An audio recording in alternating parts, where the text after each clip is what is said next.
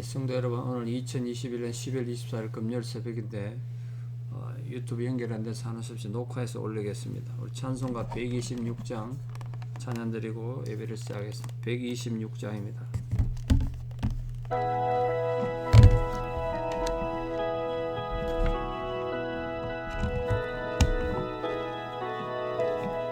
천사 찬송하기를 거룩하신 구주께 영광 돌려보내세. 구주 오늘 나셨네. 크고 작은 나라들 기뻐하다 하여라. 영광 받을 왕의 왕 베들레헴 나신 주. 영광 받을 왕의 왕 베들레헴 나신 주.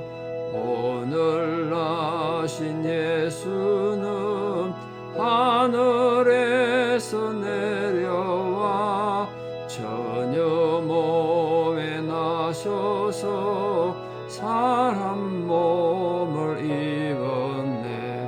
세상 모든 사람들 영원하신 주님께 영광 돌려보내며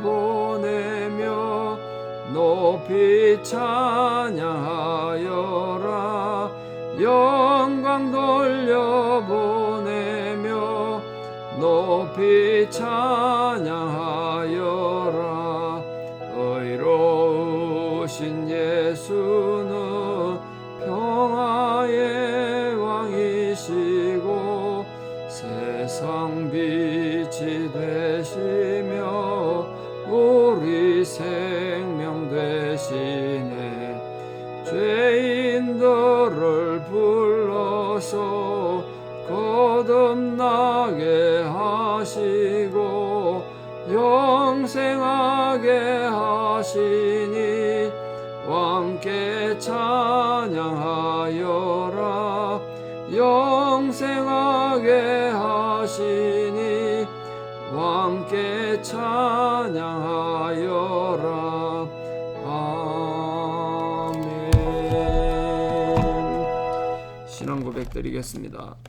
전능하사 천지를 만드신 하나님 아버지를 내가 믿사오며 그 외아들 우리 주 예수 그리스도를 믿사오니 이는 성령으로 잉태하사 동정녀 마리아에게 나시고 본디오 빌라도에게 고난을 받으사 십자가에 못 박혀 죽으시고 장사된 지 사흘 만에 죽은 자 가운데서 다시 살아나시며 하늘에 오르사 전능하신 하나님 우편에 앉아 계시다가 저리로서 산자와 죽은 자를 심판하러 오시리라. 성령을 믿사오며 거룩한 공회와 성도가 서로 교통하는 것과 죄를 사하여 주시는 것과 몸이 다시 사는 것과 영원히 사는 것을 믿사옵나이다. 아멘. 하나님께 주시는 말씀 스바냐 2장 12절에서 15절입니다. 스바냐 2장 12절에서 15절. 구스 사람들아 너희도 내 칼에 죽임을 당하리라. 여호와가 북쪽을 향하여 손을 펴서 아수르를 멸하며 니느웨를 황폐하게 하여 사막같이 메마르게 하리니 각종 짐승이 그 가운데 때로 누울 것이며 당아와 고슴도치가 그 기둥 꼭대기에 깃들이고 그것들이 창에서 울 것이며 문턱이 적막하리니 백향목으로 지은 것이 벗겨졌음이라. 이는 기쁜 성이라 염려 없이 거주하며 마음속에 이르기를 오직 나만 있고 나 외에는 다른 이가 없다 하더니 어찌 이와 같이 황폐하여 덜짐승이 엎드릴 곳이 되었는고. 지나가는 자마다 비웃으며 손을 흔들리로다. 아멘. 하나님께서 여러 민족에 대한 심판을 선언한 중에 오늘 구스, 에티오피아죠. 사실 구스는 유다 나라에 직접적으로 해를 끼친 게 없는 것처럼 보이는데도 구스를 하나님 칼에 살육당하는 것으로 이렇게 지금 심판을 얘기하고 있습니다. 두 가지 이유 때문에 아닐까 싶은데, 하나는 모든 나라들이 또 모든 민족들이 하나님 주권 아래 있고 그분의 심판을 맺지 못한다. 뭐 그런 뜻도 되겠고, 또 하나는 이 에티오피아 구스가 주전 715년에서 주전 663년까지 애굽을 다스린 적이 있습니다. 그때 어쩌면 애굽에서는 유다가 가까우니까 유다를 괴롭히거나 힘들게 하진 않았을까, 거기에 대한 하나님 징벌이 아닐까, 뭐 두 가지 의미가 있습니다. 그러니까 에티오피아 죄악이 어떤 것인지 특별히 지금 오늘 본문에서 언급하고는 있지는 않습니다만, 히브리인들 알고 있는 가장 남쪽 나라가 이 구스였습니다. 그 당시 역사관이 좁다 보니까 가장 남쪽 나라가 에티오피아 구스였어요. 그러니까 그들 입장에서 보면 나라 역사, 세계의 가장 끝나라인 구스조차도 하나님 심판에 벗어날 수 없다. 그걸 지금 보여주는 거겠죠. 구스는 함 족속인데요. 그 민족이 거주한 위치는 애굽의 남쪽 동부, 이게 나일강 아주 저 상류 지역에 있는 나라들입니다. 지금 내전 때문에 많이 어려움 겪고 있는 나라죠. 자, 이 구스에 이어서 하나님께서 북쪽의 나라를 심판하신다고 그러는데, 그 북쪽 나라가 어디냐면 아수르입니다. 아수르. 그 나라 수도가 니느웨죠. 그 아수르는 아술바니팔이라는 왕이 있었는데, 그때 7세가 아주 최고의 국력에 다다랐습니다. 북쪽 이스라엘을 멸망시키고 그 후에 나라가 더 번성해졌습니다. 그 당시 수도 니느웨는 이 메소포타미아 지역, 지금 이 중동 지방의 최대 성읍이 되었으니까 대단하죠. 학술도 발달하고 아주 사치가 극에 달했던 그런 나라입니다. 그러나 612년 메대와 바벨론 연합군에 의해서 고레스에서 멸망을 당함으로써 역사 속에 완전히 흔적을 감춰버렸습니다. 그 아수르는 자신들의 종교를 유다에 많이 강요했고, 또 열왕기 하에 하며 유다 왕들이 자진해서 아수르 종교를 따라갔습니다. 니느웨 가보고 거기 있는 신전을 갖다가 그대로 그려와가지고 유다에 만들려고 하고 그랬죠. 아수르는 북이스라엘을 수차례 걸쳐 침공해서 결국은 BC 721년에 북이스라엘을 멸망시켰습니다. 그 유다를 속국으로 삼아서 공물을 받아가고 아주 정말 자주 괴롭혔던 내용이 성경에 나옵니다. 그러나 이 아수르도 하나님 심판의 도구였던 바벨론에서 멸망당해서 다시는 사람이 거하지 못하는 곳이 됐습니다. 실제로 이 니느웨는 완전히 패망된다다가 지진이 나서 이 도시를 완전히 덮어버려가지고, 우리 니느웨에서 그러면 흔히 잘 아는 요나스 있지 않습니까? 요나스. 그 요나스는 상징이고 신하다, 거짓말이다. 왜? 니느웨는 도시가 없는데 니느웨 성이 나오니까.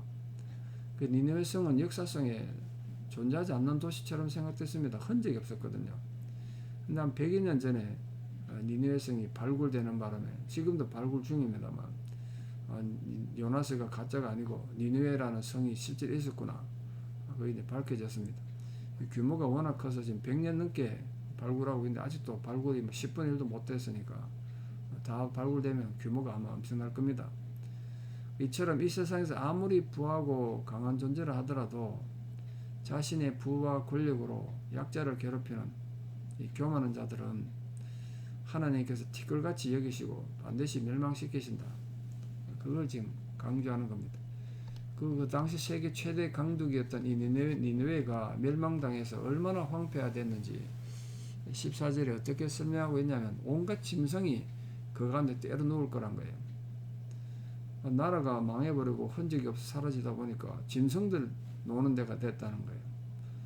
그 정말 서글픈 소리 아니겠습니까?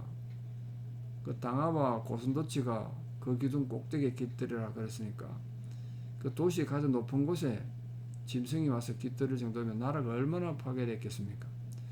실제로 코로나 때문에 작년에 도시가 막 폐쇄됐을 때 여러 나라 도시들에 짐승떼가 내려와가지고 도로에 막 돌아다니는 걸 뉴스에 아마 보셨을 겁니다. 실제로 그렇게 된다는 거예요. 정말 창에서 이 짐승들이 울고, 사람 다 살던 문턱이 적막한 거죠. 사람이 없으니까. 백향목으로 지었다는 건 아주 화려하게 건물을 지었다는데 그게 다 벗겨져서 폐허가 될 것을 그렇게 강조하고 있습니다. 니느웨의 이 부귀와 영화가 한순간에 사라지고 그 땅이 철저히 파괴돼서 사람 살지 않는 그냥 단지 짐승이나 사는 곳으로 변화될 것을 지금 경고한 겁니다. 이렇게 철저히 파괴될 수 있냐 말이죠. 이 당화와 고슴도치가 어떤 종류의 동물인지 사실 정확히 않습니다. 당화는 매나 부엉이 같은 그런 새 종류로 추정하고요. 고슴도치는 어떤 신학자들은 날개 달린 날짐승으로 번역하기도 하는데 일반적으로 포유동물인 고슴도치로 보는 게 좋지 않을까 생각합니다. 하여튼 인간이 불의에 의해서 쌓아 올린 온갖 부귀영화도 당시에는 뭐 보기 좋고 힘이 좋아 보이도 하나님 심판에 예배가 없다는 반드시 사라진다는 겁니다. 아수르 멸망의 원인을 15절에서 밝히고 있는데 한마디로 말하면 교만입니다. 교만. 그들이 국력이 세서 얼마나 교만했는지 나만 있고 나 외에는 다른 이가 없다는 거예요. 본문에 보니까. 자기들 외에는 아무것도 없대. 하나님도 없고 어떤 민족도 없다. 그만큼 교만했습니다. 아수르가 국력이 워낙 강하다 보니까 남의 침공을 받기보다는 늘 남의 나라 침략해서 속국으로 만들고 조공이나 받고 그러다 보니까 뭐 얼마나 교만해졌겠습니까? 결국 교만해질 대로 교만해져서 하나님도 무시하고 그 백성을 조롱한 겁니다. 그럼 하나님이 가장 싫어하는 게 교만 아니겠습니까? 이 한 해를 마무리하면서 이 부분에서 우리가 정말 좀 자신을 돌아보고 반성하고 그렇게 한 해를 잘 마무리했으면 좋겠습니다. 이런 교만은 하나님이 전쟁을 선포할 정도로 교만을 싫어하신다고요. 여호와의 노여움을 사서 하나님 심판의 도구로 사용되는 거죠. 하나님 심판의 도구로 사용되던 아수리였는데 이제 도리어 심판을 받게 된 겁니다. 너무 교만하다 보니까 하나님께서는 하나님을 의심여기고 자신의 능력을 믿고 교만한 자들은 언제나 징벌하시고 심판하시는 겁니다. 그래서 하나님만이 이 세상의 주관자임을 알게 하시죠. 이 교만의 문제에 관해서는 누구도 큰 소리 칠 게 없습니다. 내일이면 특히 아기에서 탄생하신 성탄절인데요. 성탄절의 정신은 겸손이라고 수없이 말씀드렸습니다. 하늘 보좌의 그 모든 영광 권세 버리시고 마국간의 말 여물통에 태어나신 그 겸손함 생각해 보십시오. 그 하나님 나라의 시작은 겸손이었습니다. 그래서 하나님은 가장 싫어하는 게 교만입니다. 누구나 교만에 처할 수 있기 때문에 특별히 성탄절을 앞두고 우리 모든 성도님들 겸손하셔서 하나님 심판의 대상이 아니라 하나님께서 축복의 대상이 되는 하나님이 마음껏 축복을 베푸시는 그런 대상이 되도록 정말 하늘에서는 하나님께 영광이고 땅에서는 기뻐하심을 입은 사람들 중에 평화로우신 이 성탄의 귀한 축복이 모든 성도님들에게로 바르게 부어지는 은혜가 있기를 진심으로 축원합니다. 기도드리겠습니다. 사랑의 하나님 은혜를 감사합니다. 이렇게 2021년 한 해가 저물어가고 성탄 이브를 맞이했습니다. 하나님께서 베풀으신 이 귀한 사랑을 가슴에 잘 새기고 우리 모든 성도님들이 겸손함을 잃지 않는 겸손한 성도가 되어서 하나님께서 예비하신 하늘의 축복과 땅의 복을 마음껏 받아 누리는 은혜가 있게 하여 주시옵소서. 특별히 아기에서 탄생하신 성탄을 하루 앞두고 우리 모든 성도님들 가정과 기업에 하나님의 축복과 위로가 부어지는 은혜가 있게 해주시고 특별히 지금도 여러가지 질병과 고난 가운데 있는 어려움 가운데 있는 모든 성도님들이 하나님 위로를 얻는 이 복된 성탄 되게 도와주시옵소서. 이제는 우리 주 예수 그리스도의 은혜와 하나님 아버지의 만극하신 사랑과 성령님의 위로 교통 역사하심이 참으로 하나님 앞에 겸손함으로 하나님의 기쁨이 되기를 소망하는 모든 성도님들 신앙의 고백 위에 또 우리 사랑 모든 자녀들 삶 위에 이제부터 영원토록 함께 하시옵기를 간절히 축원하옵나이다. 아멘. 내일은 새벽기도가 없고 교회에서 10시에 성탄 예배 드리겠습니다. 감사합니다.